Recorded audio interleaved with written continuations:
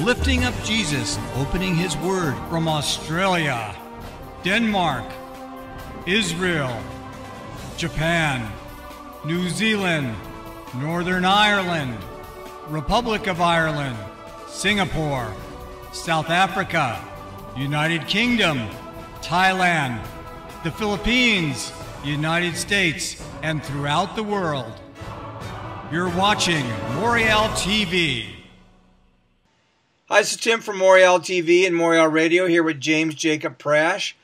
Jacob, a mother wrote, I would be interested to hear what Jacob has to say concerning this verse. He that spares his rod hates his son, but he that loves him chasten him before it's too late. That's Proverbs 13:24.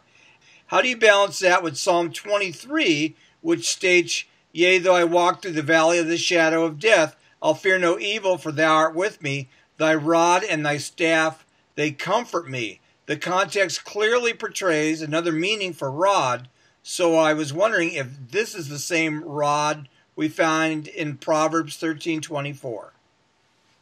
Okay, in Psalm 23, as we teach on our Psalm 23 recorded teaching, Mishantaha, it's the rod and staff are usually believed by most scholars to be the same instrument used in two different ways. We can lean on the Lord, but we should also take comfort from his correction because it proves we are his children.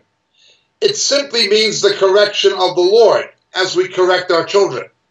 There's some lunatic, some crazy guy with a beard in America who's built a whole ministry on teaching Christian parents to beat their children literally with a rod. And he's built his ministry on this. The guy is a real kook. And there's ridiculously some Christian parents have paid attention to this guy. He's absolutely out of his mind. Yes, parents who do not correct their children do not love them. Whether or not this involves smacking your kid, that is a parental prerogative. We should not do it, however, in a medically dangerous way, and it is a parental prerogative. I've seen Catholic schools in my own youth where lesbian sadistic nuns would vent their own sexual frustration when they see a child that they would never have and they're frustrated, locked up in a convent and can't have a man, and again, many of them are lesbians, and couldn't have a child themselves, so they vent their own frustration and anger by beating up little kids. That's what they did, and they did it in the name of religion, to use fear to brainwash little children into believing in the lies of Roman Catholicism and its false gospel. Child abuse of that kind has been endemic in Roman Catholic educational institutions. Even authority of teachers to smack children, I think, is not wrong to be regulated or even outlawed. My problem is when you take that authority away from parents. Parents do have the right to correct their children as they see fit within reason, providing it is not in an emotionally or a medically dangerous way. And it's the last resort of last resorts. Do we want God to go around bringing heavy judgments on us physically and making us sick and doing things to us every time we drop our cross and make a mistake? No. Well, we shouldn't do that with our children either. These people who stand over their children looking for a reason to smack them and calling that correction or parental discipline or something, that's not the way God treats us. And it's not the way he wants us to treat our children. It's a last resort. It's a last resort. When the good shepherd broke a lamb's leg, it was to keep the lamb away from the wolf. Now, if you do not do what is necessary to protect your child from self-destruction and destruction by Satan and the fallen world and a corrupt society, you don't love them. On the other hand, if you're always abusing them or venting your own frustrations on them and taking it out on the kids, you're not loving them. There is a balance. Deal with your children the way you want God to deal with you. Thy rod and thy staff.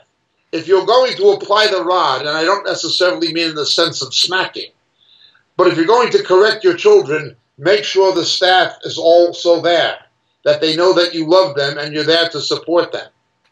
Now be very careful.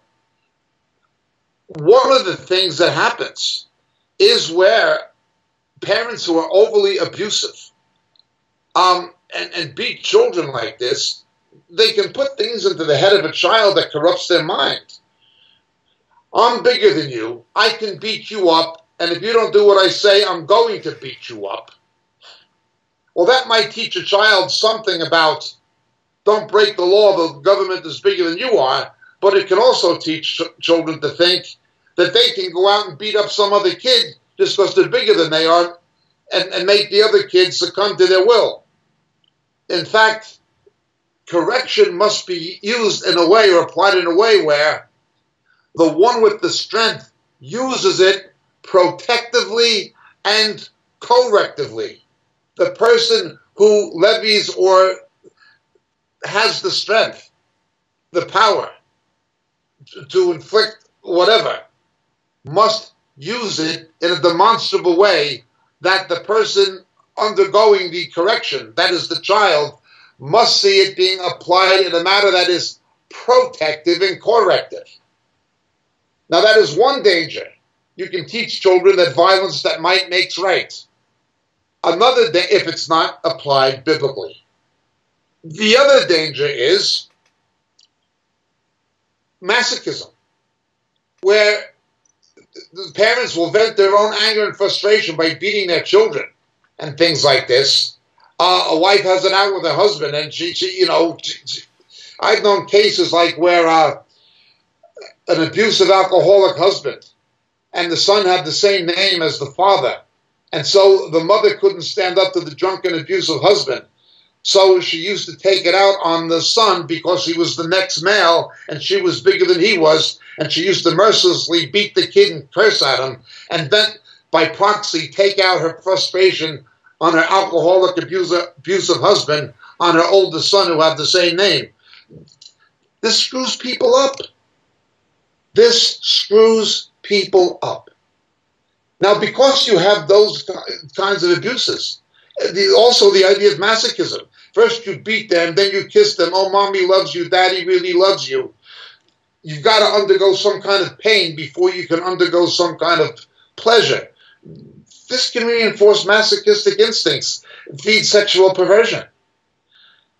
You've got to be careful and apply correction the way God does.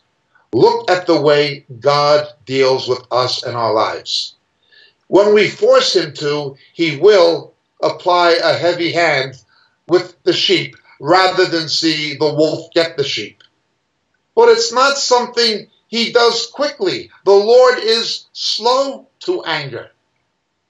When a parent sees, or child sees a parent resulting to some kind of corporal correction, they have to know they've really gone too far. They have forced the parent to do something the parent didn't want to do. The child has to know that they forced that parent to do something the parent did not want to do. But they're only doing because they love the child and must protect them and do what's right for them. That is the way correction must be applied. Now, I'm against these laws in these countries and states that say parents don't have a right to smack children. I'm against those laws.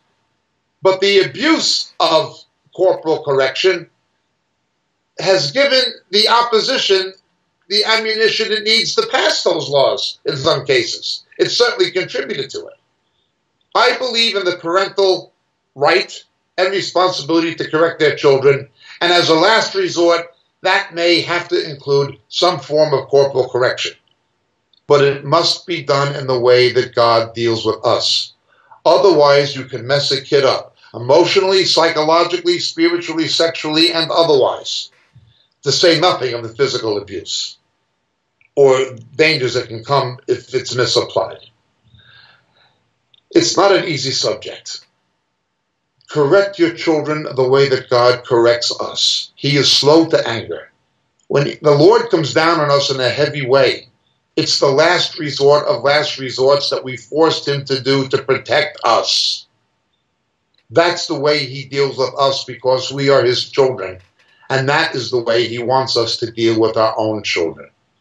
Like anything else, pray, prayer and the guidance of the Holy Spirit comes into play centrally and focally. Be careful of these stupid so-called Christian family schemes that put a heavy emphasis on discipline and correction and all this stuff. The two kinds of parents who will mess their children up the most are the ones who are overly permissive or overly strict. We deal with this on our teaching on the grain offering on Psalm 2. Too much honey or not enough. Be careful. Parents who are either overly permissive or overly strict, either one, are going to hurt their children. They're going to damage them. Parents who will not exercise due correction and parents who are too strict, both of them are bad parents. I will tell you a true story. There is a branch of my family that is very dysfunctional. Very, very dysfunctional. All the kids messed their lives up. It involved a suicide, it involved a drug-related murder, it involved lesbianism, it involved all kinds of things. What happened was I had a relative who was a highly decorated war hero in Korea, and he'd been a prisoner of war in the Second World War. Professional soldier, very good at it. His job was training soldiers for combat. He was Army 110%, but he could not separate his role as a parent from his role as a drill instructor, as training soldiers for combat. He was overly strict as a father.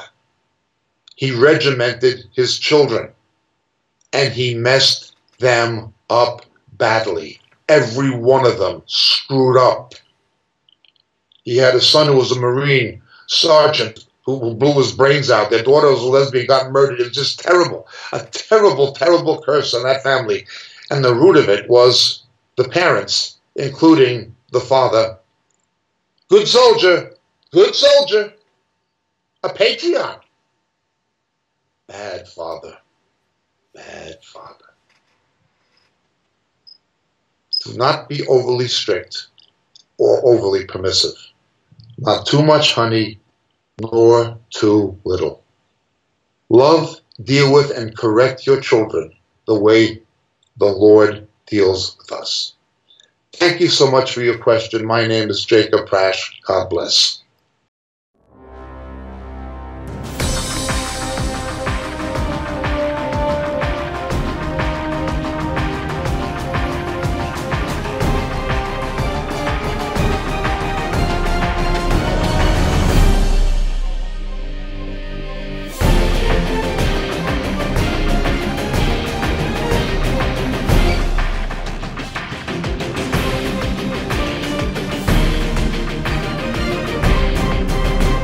Blessings, dear friends. Greetings in Jesus. This is your friend Jacob Prasch speaking to you at the moment from the UK.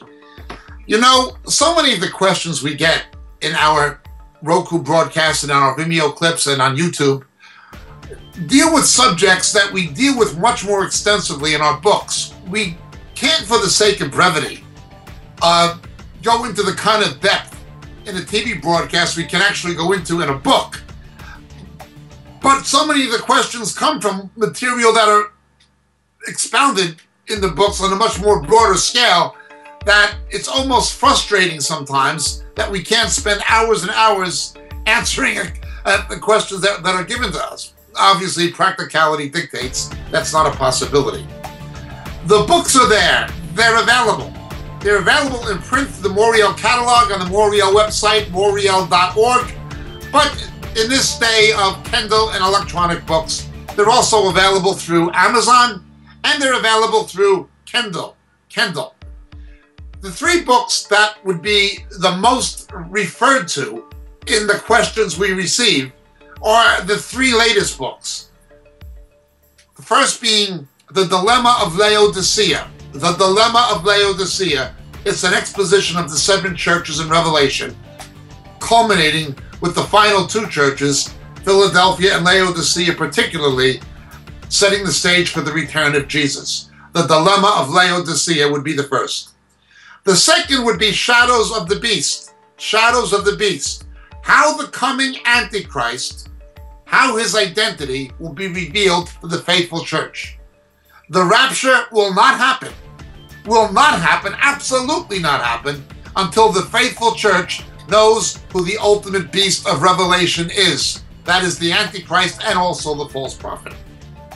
How the identity of the coming Antichrist will be revealed to the faithful church, Shadows of the Beast, the second book, and the final and latest one, harpazo, what the scripture actually teaches about the rapture, the snatching away which takes place between the 6th and 7th seals in the book of Revelation.